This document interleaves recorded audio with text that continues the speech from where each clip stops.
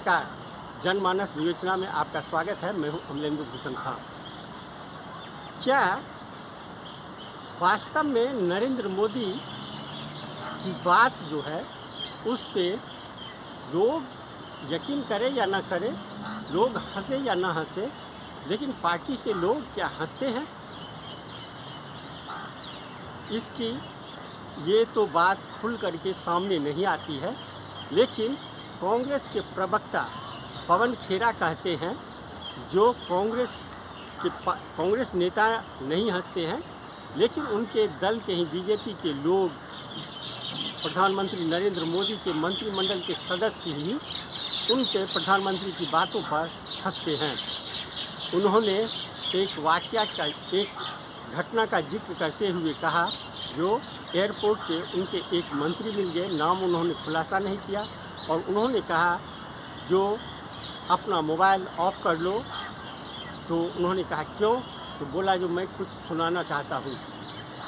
दोनों ये वो मंत्री और पवन खेरा दोनों ने अपना मोबाइल स्विच ऑफ किया, और उसके बाद उस मंत्री ने जो सुनाया और जो पवन खेरा ने जो बताया है वह काफ़ी चौंकाने वाली है।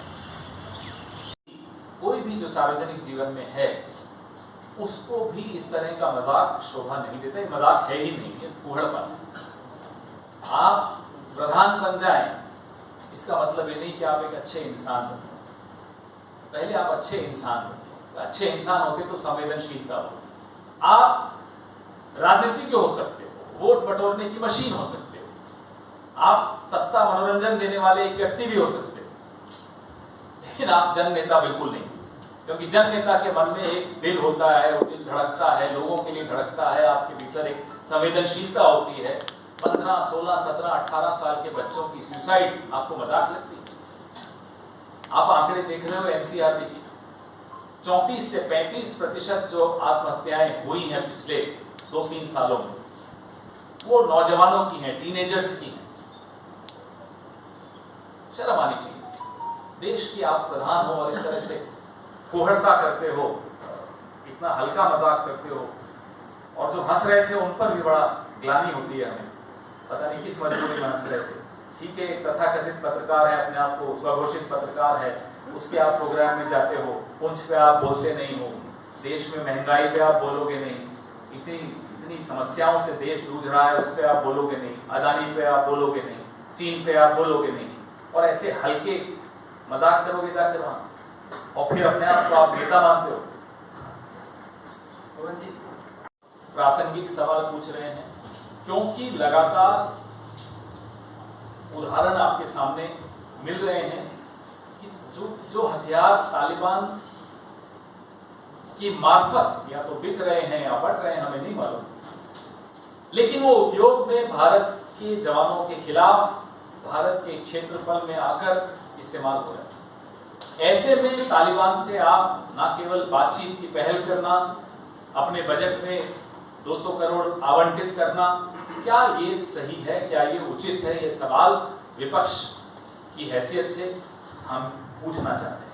जवाब दीजिए कि आप तालिबान के सामने क्या यह मुद्दा उठाते हैं कि साहब ये जो कवच भेदी गोलियां हैं या अन्य हथियार हैं जो वहां से आ रहे हैं, सरेआम आते हुए दिख रहे हैं, अंतर्राष्ट्रीय समुदाय ने भी इस पर चिंता व्यक्त की है कि कैसे ये हथियार वहां से निकल कर आ रहे हैं और अलग अलग आतंकी समूहों के हाथों में जा रहे हैं।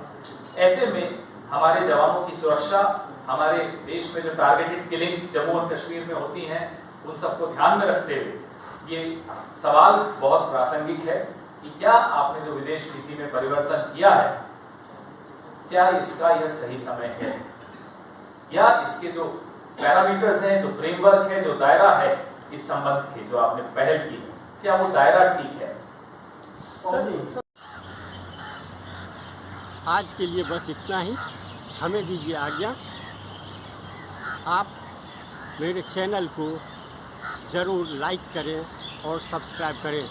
आपका बहुत बहुत धन्यवाद। आपका सहयोग हमें और सुझाव मिलता रहे, आपका बहुत बड़ा ये आभार रहेगा।